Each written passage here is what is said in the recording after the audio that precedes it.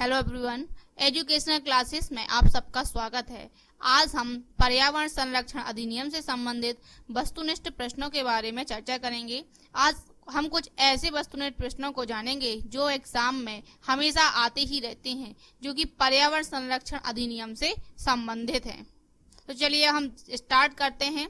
पर्यावरण संरक्षण अधिनियम से संबंधित पहला क्वेश्चन है, पर्यावरण संरक्षण अधिनियम 1986 लागू हुआ था। इसमें 4 ऑप्शन दिए गए हैं: 15 जुलाई 1986, 23 सितंबर 1986, 19 नवंबर 1986 और 23 मई 1986। इसमें देखिए सने तो सभी में एक है 1986, बट मैंने जब इसका डिटेल बताया हुआ था पर्यावरण संरक्षण अधिनियम का, तब यह बताया था। इसको हमें एक ट्रिक से याद रखना है। 19 नवंबर इसमें लास्ट में ना होता है और यहाँ पर भी न होता है, तो ना और नो इससे हमें याद रखना है कि 19 नवंबर 1986 को यह लागू हुआ था।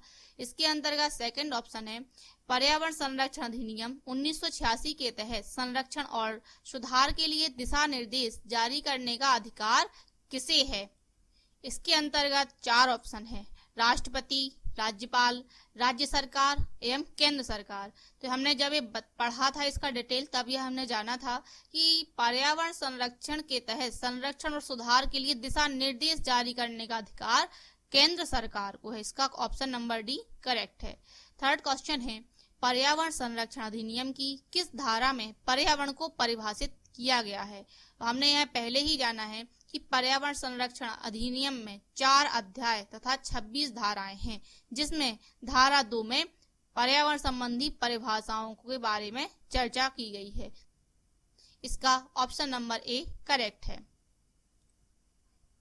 क्वेश्चन नंबर 4 है, पर्यावरण प्रदूषण में समाहित हैं ठोस, द्रव, गैस और प्रयुक्त सभी। देखिए पर्यावरण प्रदूषण में जब कोई ऐसे तत्व जिससे पर्यावरण को कोई हानि पहुंचती है, पर्यावरण प्रदूषक कहलाते हैं। और पर्यावरण प्रदूषकों से पर्यावरण को जो हानि पहुंचती है उसे कहते हैं पर्यावरण प्रदूषण। तो इसमें ठोस, द्रव, गैस ये सभी शामिल हो सकते हैं, अतः इसका ऑप्शन नंबर डी करेक्ट है। फिफ्थ है, पर्यावरण में समाहित हैं जल, वायु, भूमि और प्रयुक्त सभी। ये हम जानते हैं कि हमारे चारों ओर या आसपास हमें जो भी नजर आता है वह सभी पर्यावरण में समाहित होता है, अतः इसमें ऑप्शन नंबर डी करेक्ट होगा, क्योंकि इसमें सब कुछ शामिल है। छठवां क्वेश्चन है, हैंडलिंग से आशय है। हैंडलिंग में इसमें 4 ऑप्शन है: विनिर्माण, भंडारण, परिवहन, विनिर्माण से क्रिया तक रख रखाव। तो इसमें ऑप्शन नंबर सी करेक्ट है, क्योंकि हैंडलिंग से आशय होता है परिवहन से। 7 क्वेश्चन है, पर्यावरण प्रयोगशालाएं स्थापित करने का अधिकार किसे है। इसके अंतर्गत 4 ऑप्शन है: केंद्र को, राज्य को, उपर्युक्त दोनों को, और डी है कोई नहीं। इसमें ऑप्शन नंबर ए करेक्ट है, क्योंकि पर्यावरण प्रयोगशालाएं स्थापित करने का अधिकार केंद्र को होता है। इसके अंतर्गत 8वां क्वेश्चन है, पर्यावरण संरक्षण अधिनियम में धाराओं की संख्या है 26। केंद्र सरकार किस धारा के अधीन किसी व्यक्ति, अधिकारी या प्राधिकरण को निर्देश दे सकती है। धारा 5, धारा 2A, धारा 9, धारा 10। इसके अंतर्गत हमें 4 ऑप्शन दिए गए हैं। तो जब हमने इसका डिटेल पढ़ा था तब यह जाना था कि इसमें ऑप्शन नंबर ए करेक्ट है। 10वां क्वेश्चन है, पर्यावरण संरक्षण अधिनियम की किस धारा के तहत पर्यावरण संरक्षण हेतु विभिन्न प्राधिकरणों के निर्माण केंद्र सरकार कर सकती है। इसके अंतर्गत हमें 4 ऑप्शन दिए गए हैं: धारा 6, धारा 8, धारा 10, धारा 3 की उपधारा 3। इसका ऑप्शन नंबर डी करेक्ट है, क्योंकि धारा 3 की उपधारा 3 के अधीन संरक्षण हेतु प्राधिकरणों के निर्माण केंद्र सरकार कर सकती है।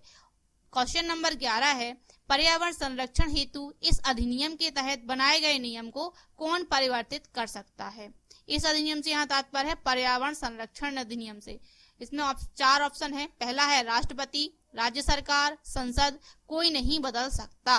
तो इसका ऑप्शन नंबर सी करेक्ट है, क्योंकि संसद को इसका अधिकार है। 12वां क्वेश्चन है, जो व्यक्ति धारा 5 के अधीन केंद्र सरकार द्वारा जारी किन्हीं निर्देशों से व्यथित है वह अपील फाइल कर सकेगा। पहला है राष्ट्रीय हरित अधिकरण को, उच्च न्यायालय को, राष्ट्रपति को या सर्वोच्च न्यायालय को। तो देखिए, जब हमने इसका डिटेल पढ़ा था तब यह भी पढ़ा था कि यदि धारा 5 के अधीन केंद्र सरकार कोई निर्देश जारी करती है और उससे कोई व्यथित है या फिर कोई उससे पीड़ित है, तब वह राष्ट्रीय हरित अधिकरण को अपील कर सकता है। इसलिए इसका ऑप्शन नंबर ए करेक्ट होगा।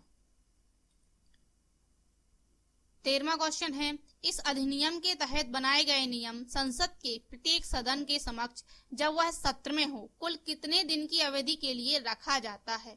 इसमें 4 ऑप्शन है, 30 दिन, 20 दिन, 12 दिन, 3 दिन। इसका करेक्ट आंसर है 30 दिन। क्वेश्चन नंबर 14 है, केंद्र सरकार किस धारा के अधीन नमूने के विश्लेषण के लिए किसी सरकारी विश्लेषक नियुक्त कर सकेगी या मान्यता दे सकेगी?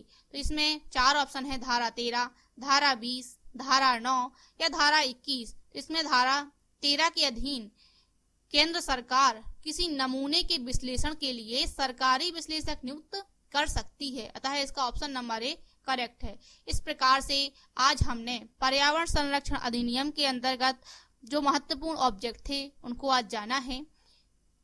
इसी प्रकार से कॉम्पिटिटिव एग्जाम के लिए इम्पोर्टेंट ऑब्जेक्टिव क्वेश्चंस जानने के लिए देखते रहिए एजुकेशन क्लासेस को।